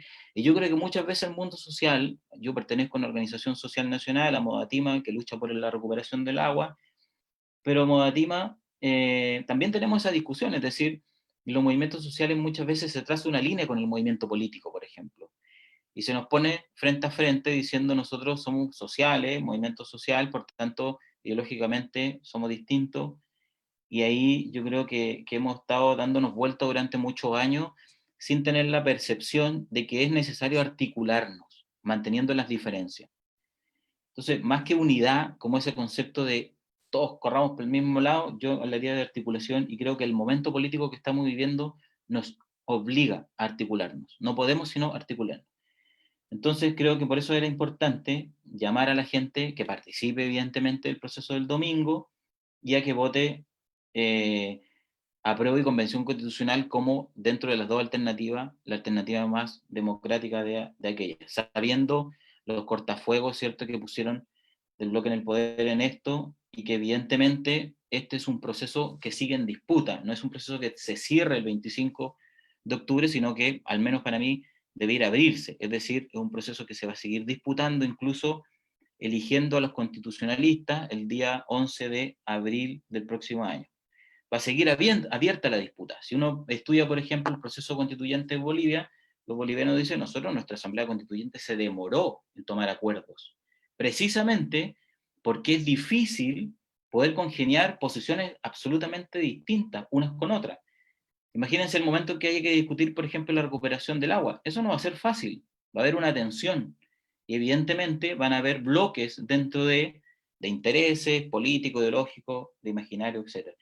Y también, en ese caso, tiene que haber disputa desde afuera del proceso o del órgano constituyente que logre hacer esos cambios más difíciles de sobrellevar. Ahora, lo que yo sé es que efectivamente el acuerdo también contemplaba una hoja en blanco, es decir, si no hay un acuerdo de 2/3, no es que se quede el artículo anterior, sino que se legisla en el próximo Congreso el acuerdo para cambiar ese artículo. Es decir, no solamente es importante elegir de manera articulada los constitucionalistas de abril de 2021, sino que también es importante articularse para elegir bien a los próximos parlamentarios, porque también van a ser parte de este proceso constituyente. Entonces, con esto cierro, creo que el proceso sigue abierto y en disputa, ¿sí? Hoy día analizamos, yo creo, un año del estallido social y además estamos a 2 días de este plebiscito, pero también es importante en una perspectiva histórica entender que esto no se termina acá, que esto se abre acá. Probablemente vamos a seguir teniendo hitos en los próximos 5 o 15 años donde vamos a seguir disputándonos cosas que hasta hoy día nos molestan de esta sociedad. Y con esto cierro, creo que en ese contexto, y por eso hablo de articulación más que de unidad, creo que en este campo es importante hablar de organización, porque si algo tenemos, aquellos que no tenemos nada, como no tenemos nada dentro de este mapa de disputa institucional, no tenemos nada dentro de este mapa de disputa orgánica dentro de la institucionalidad, que afloró mucho de que es la si dejamos, por ejemplo, no solo de reflexionar, sino que de articularnos en los territorios, de organizar gente, de salir a la calle, pero además de organizar nuestros debates, nuestras posiciones políticas, fácilmente, y eso va a ocurrir como ocurrió en las últimas décadas, fácilmente nos van a pasar por arriba. Yo creo que, con esto cierro, creo que, y por ahí decían, lo único que tienen los pueblos es su capacidad de organizarse. Si no ocupamos esa herramienta y dejamos que en realidad todo siga o fluya sin organizarnos y sin hacer el esfuerzo, ¿sí? Hacer el esfuerzo de, como decían al final, de tener esta voluntad de articularse con otro, independientemente de nuestras diferencias, va a ser difícil cambiar las cosas. Yo creo, y llamo un poco a la esperanza de este proceso. Creo que es importante, un proceso que ganamos y un proceso que hay que seguir haciendo ganar de aquí en adelante. Eso. Gracias, Pipo, por tu reflexión. Janet había solicitado también la palabra. Janet, ¿estás por ahí? Sí, acá. Bueno, solamente para agradecer a todas las personas que se mantuvieron durante todo esto, que el CUNES que hicimos, agradecer a todos ustedes, compañeras, compañeros, porque de verdad yo creo que de esto es lo que nosotros estamos hablando cuando tratamos de decir que hay que construir con las bases, no desde arriba. Yo creo que es importante que nosotros tampoco creemos falsas expectativas. Yo creo que todos estamos con el apruebo, eso es indesmentible. Y es un gran paso político que se ganó el pueblo en la calle, porque si no hubiera sido por el movimiento que iniciaron nuestros estudiantes, que desgraciadamente hoy día no fueron considerados para poder decir, oye, quiero una nueva constitución, pero fueron los que iniciaron el proceso y por ello se dio este proceso, ¿no es cierto? No estaríamos conversando hoy de una nueva constitución. Entonces, no es que no estemos esperando triunfar en el apruebo, sino que estamos diciendo que nada va a ser fácil después. Que si nosotros queremos cambiar un modelo, porque tenemos que tener claro qué es lo que queremos cambiar, ¿no es cierto? Algunos quieren cambiar una parte, otros otra parte. Bueno, si nosotros estamos hablando de que queremos cambiar un modelo político, un modelo económico, que se impuso a bala, a fuerza, a sangre en este país, como fue en el año 73, el neoliberalismo, el capitalismo entró matando y diezmando a nuestros pueblos, y hoy día sigue más fuerte, más enraizado. El otro día botaron un chico por el puente, mataron a un compañero en La Pintana, tienen a los presos políticos mapuche en el olvido, tienen 2.500 o más, como nos decía Cristian, compañeros que iniciaron este proceso presos ilegalmente. Entonces no les va a ser fácil, no nos van a entregar lo que nosotros queremos para cambiar esta constitución tan fácilmente. Ahí es donde el llamado a que después que ganemos el apruebo, el pueblo tiene que seguir movilizado. Si el pueblo no sigue organizado y no sigue movilizado, no vamos a ganar los derechos que se nos han quitado. Y en eso yo quiero hacer un llamado a todos los que nos están escuchando, en realidad, a que se sumen a las organizaciones, y especialmente a las organizaciones, porque desgraciadamente somos los que tenemos que defender estos intereses. No creo en el charlamento, podríamos decir, en vez del parlamento, porque en realidad ellos negociaron nuestros derechos. Eso, y aunque digan que soy muy radical, o sea, yo prefiero decirlo así, porque de verdad después vamos a quedar, igual podemos quedar desencantados. El apruebo es un punto, y de ahí lo otro viene en la medida de que nosotros nos organicemos, y no en la medida de lo posible, porque ya basta de la medida de lo posible. En nombre de la medida de lo posible se negociaron hasta los muertos en este país. O sea, yo creo que nosotros tenemos que romper estos viejos esquemas que nos impuso los partidos políticos hablándonos de la política. Y ahí todos tenemos derecho a soñar y a creer que podemos cambiar este mundo. Eso, y agradecer y a seguir adelante. Gracias, Janet. Cristian y Jorge serían las dos últimas palabras. Ya, voy yo. Ya, dale. Bueno, no, dale Jorge si quieres tú primero, no tengo problema. No, dale nomás, si un compendio lo que voy a hacer. Dale nomás. Ya, bueno, primero agradecer, ¿cierto?, a las personas que nos han seguido durante este proceso. Como bien decía, recuerdo que en algún compañero o compañera acá del panel, el que el CUN constituyente es un espacio de reflexión, de conversación para poder proyectar, ¿cierto?, lo que viene siendo este proceso constituyente para Chile y para los territorios al sur, como es Chiloé. Creo que hemos sido capaces de poder plasmar, ¿cierto?, más allá de nuestras posturas personales, sino visiones más globales, aportadas desde las distintas expresiones sociales, académicas, políticas que hemos podido tener acceso a través de las organizaciones sociales y de la Escuela Superior Campesina, a la cual agradezco personalmente la instancia que se ha generado en torno a esto. Creo que no solo va a servir para nosotros y nosotros quienes hemos estado acá como panelistas, sino también a futuro para muchas otras personas que puedan revisar este material, ya que hoy en día la tecnología lo permite, poder analizar, ¿cierto?, de distintas tareas cuáles son los cambios necesarios que hoy en día tiene que pasar de manera más o menos rápida en este proceso de cambio de constitución. Creo que son distintos los tiempos en los cuales de repente nos manejamos quienes le hemos entregado parte de la vida al activismo social y político. Entendemos también que no comienza ni termina con nuestro accionar particular en un momento de la historia, sino más bien es una consecuencia de luchas, de la cual agradezco también todas las experiencias del panel, que son compañeros y compañeras que durante toda su vida le han entregado, ¿cierto?, a las demandas sociales, a las luchas populares, y creo que ese legado también es el que recibe de una u otra manera esta generación. Y creo que en esa posición, de la cual uno se encuentra un poco bisagra, ¿cierto?, en la transformación de un mundo que viene cambiando constantemente, a uno que se plantea, o una generación que se plantea un mundo fuera al menos del neoliberalismo, creo que ha sido súper necesario y nutritivo para quienes han podido tener acceso a este material, que podamos haber entregado esta herramienta. No sé cómo todavía seguiremos a futuro.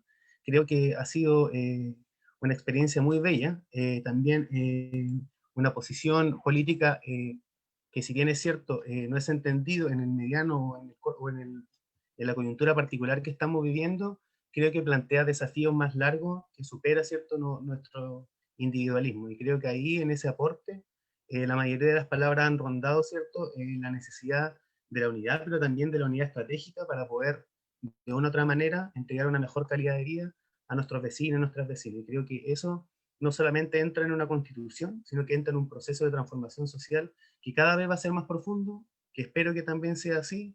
La masa social y crítica o sensible a la opresión ha crecido de manera exponencial. Creo que quizás incluso los números que esperamos sean positivos en torno al apruebo de una nueva constitución, creo que nos van a reflejar completamente la cantidad de personas que han abierto los ojos y que también han despertado, ¿cierto?, con este proceso que se ha abierto desde octubre en adelante. Creo que no solo la organización y los partidos políticos no han sido capaces de dar las soluciones reales, porque una cosa es el cambio de constitución y otra son las demandas inmediatas que se exigían en ese momento. Como bien delante exponía en algunos documentos, se hablaba de más de 2000 peticiones sociales que se habían podido reclutar en los distintos territorios. Significa que Chile no solo va a cambiar por una constitución, sino que necesita cambios profundos, cambios radicales, posturas descentralizadas, y que de una u otra manera superemos las formas organizativas que hasta ahora no han podido dar respuesta a ciencia cierta de cuáles son las necesidades que el pueblo hoy en día está demandando. Así que creo que esto es una luz de esperanza, el cambio de constitución por un lado, pero otro también el proceso que nosotros y nosotras hemos estado generando en el territorio para que así podamos plantearnos en un futuro transformaciones más profundas y que ojalá eso signifique un mejor bienestar para la población de Chile y para la población del archipiélago. Eso, compañeras y compañeros. Gracias, Cristian. Yo quiero referirme un poquito a algunos conceptos que se han dicho acá, que sería necesario como, no sé, redondearlo o plantearla, lo que pienso respecto a ello. El primero es respecto a la unidad, que se dijo hace un rato y se ha dicho varias, que Yo también estoy de acuerdo con Víctor. La palabra unidad a mí me da un poquito de, me suena, a lo mejor es semántico, pero me suena un poquito a hegemonía, y yo pienso que hay que pensar que somos diversos, somos distintas, pensamos distintos, incluso cómo construir, cómo avanzar. Lo importante, bueno, Víctor ya lo había señalado, así que un poquito redundar, es la articulación, el ir juntos. Quizás, como decía Cristina, unidad en la acción, ¿no? Concretar una acción y llevarla a cabo, pero el forzar la unidad es lo que de hace tiempo nos tiene acá, pues nos forzó a seguir ciertas cosas que en realidad no estábamos totalmente de acuerdo. Así que lo importante es dialogar, o sea, conversar mucho, discutir, llegar a acuerdos, y articularse en las luchas y en las batallas que nos vienen adelante. Respecto a eso, yo pienso que las personas que piensan que la lucha se acaba después de esta elección, o después que tengamos la Constitución, pienso que no leen bien la realidad, no leen bien en lo que estamos. La lucha es continua, hasta el final, y siempre vamos a estar luchando, siempre vamos a estar en esta dinámica de oposiciones, de cosas encontradas, y de gente que va a querer dominarnos, y hacer los grupos de poder hacer lo que ellos quieren. Así que la lucha es permanente, se vive para luchar. Y algo que había dicho Cristina a mí me recordó una experiencia con respecto a lo académico, al mundo de la universidad, de los que estudian, de los letrados, como decimos. Hay una experiencia que conocí, leí sobre una experiencia en México. En México, en el norte de México, esto no es en el sector del Chiapas, había una comunidad que tenía un bosque, y el bosque se estaba muriendo, estaba degradándose, no sabían cómo tratarlo, y la comunidad se reunió en una asamblea y decidió enviar a uno de sus hijos a estudiar a la universidad ingeniería forestal. Hicieron varias, no sé, pues, completadas, no sé cómo se llamará allá, ajustarle plata al chico para que fuera a estudiar, y el chico volvió a su pueblo a entregar ese conocimiento que aprendió en la academia, y salvaron el bosque. Yo creo que esa es la misión que tiene el académico, el experto, que su conocimiento se pone al servicio del pueblo, y así, no al revés, no que la academia sea la que mande, dirija porque saben más. Y esto es bien importante en el asunto de la Constitución, porque hay mucha gente que dice que nosotros no tenemos nada que ver en la Constitución, eso es para los abogados, para los cientistas políticos, y yo pienso que es al revés. O sea, nosotros redactaremos, conversaremos cuál es el mundo que queremos, cómo queremos que sea nuestro país, nuestro archipiélago, y los académicos y los expertos son los que tendrán que traducirlo, esas palabras, ese pensamiento, esos sueños que tenemos nosotros, en un texto que nos ayuden a vivir mejor. Lo otro, no sé, me dejó un poco helado lo que decía Pipo de que era medio desesperanzador. Yo pensé que el texto era más esperanzador, porque yo lo que decía es que aún tenemos esperanza, que todavía esto se debate, y que todavía tenemos nosotros la posibilidad de lograr lo que queremos. Y lo único que tenemos que hacer es mucho trabajo, yo sé que es mucho trabajo, llegar a la gente y hacerla participar, y hacer presión. Como se ha dicho aquí, nosotros logramos que la casta política se se aceptara hacer una asamblea constituyente porque la gente estaba en la calle. Millones de personas salieron a la calle y eso es lo que presionó para que estemos aquí donde estamos. Si eso es verdad. O sea, aquí estamos porque nosotros salimos a la calle y eso no podemos perderlo y eso hay que seguirlo. Y viene otro proceso, entonces hay otras estrategias que hay que elaborar, a lo mejor no van a andar en la calle, pero sí hay otra estrategia y es lo que proponía, y no es que proponga yo, si hay mucha gente, entre ellos letrados, que proponen esto de los cabildos y empezar a construir la constitución que nosotros queremos y ese sea el mandato a los constituyentes. No podemos permitir, y eso sí que hay que ser bien enfático, no podemos permitir de nuevo que políticos que ya se están candidateando sean los que vayan a construir la constitución a espalda del pueblo, a espalda de nosotros. Y eso es lo que hay que evitar. Y para eso la tarea es doble, triple. Evitar eso, tenemos que construir y seguir corriendo el cerco para lograr lo que nosotros en los diálogos, en las conversaciones queramos hacer llegar. Eso. Y la lucha sigue hasta el final. Muchas gracias, Jorge. Muchas gracias a todas las compañeras y compañeros que estuvieron presentes hoy día en este panel, también a las personas que nos están viendo por Facebook.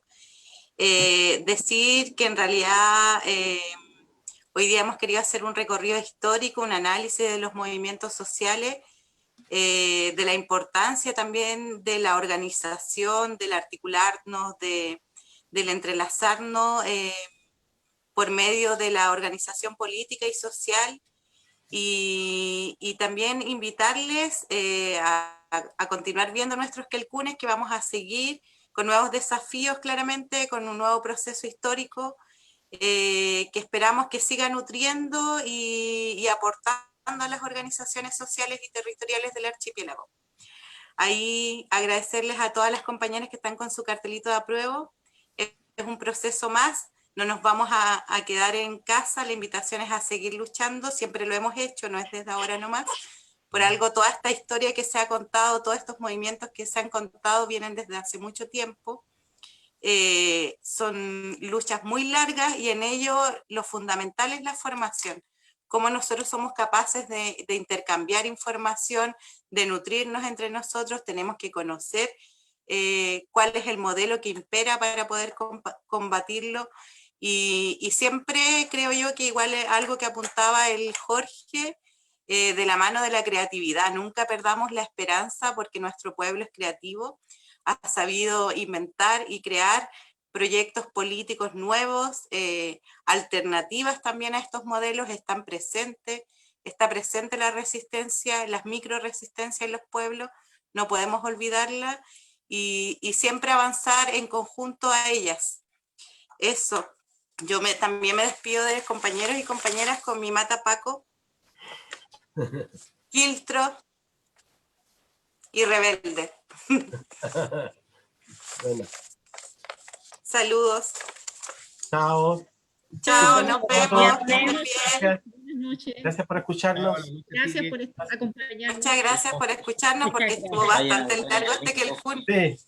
Hasta el otro viernes. Nos vemos.